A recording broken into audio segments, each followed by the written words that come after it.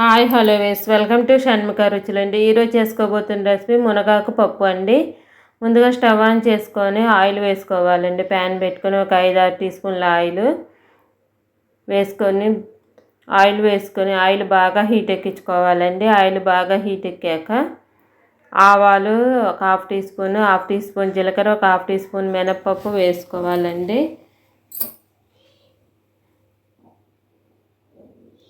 ఇవి ఒక రెండు ఎండుమిరపకాయలు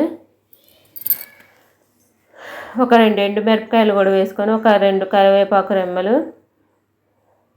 వేసి అవి బాగా వేయించుకోవాలండి. అవి కొంచెం వేగాక ముందుగా దంచి పెట్టుకున్న వెల్లుల్లిపాయ రెబ్బలు వేసుకొని అంత బాగా వేయించుకున్నాక ఉల్లిపాయ ముక్కలు వేసుకోవాలండి.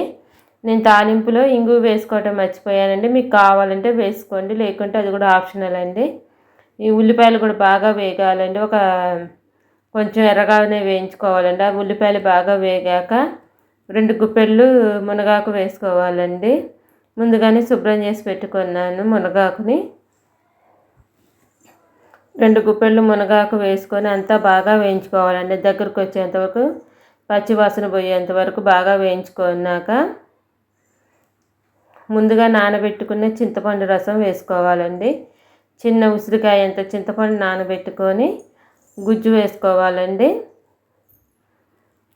మా వీడియో కనుక ఫస్ట్ టైం చూస్తున్నట్టయితే మా ఛానల్ని సబ్స్క్రైబ్ చేసుకోండి. సబ్స్క్రైబ్ చేసుకోవడం మాత్రం మర్చిపోమాకండి. ఇప్పుడు చింతపండు రసం కూడా వేసేసుకొని అంతా బాగా ఉడికించుకోవాలండి. ఒక 7-8 నిమిషాలు, ఒక 5-6 నిమిషాలు మూత పెట్టేసుకొని బాగా ఉడికించుకోవాలండి.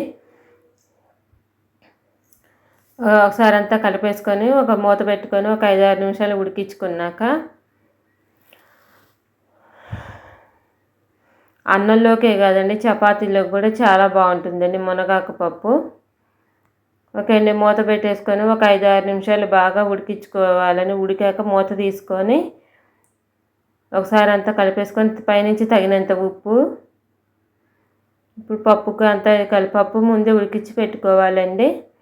తగినంత ఉప్పు, తగినంత కారము, తగినంత కారం కూడా వేసుకొని అంతా పసుపు ఒక పావు టీ స్పూన్ పసుపు కూడా వేసుకొని అంతా ఒకసారి బాగా కలిపేసుకోవాలండి.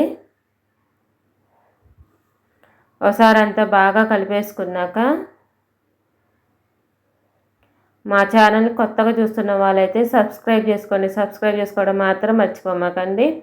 ముందుగా ఉడికించి పెట్టుకున్న కందిపప్పు అండి, చిన్న గ్లాసులు కందిపప్పు ముందుగానే ఉడికించి పెట్టుకున్నానండి.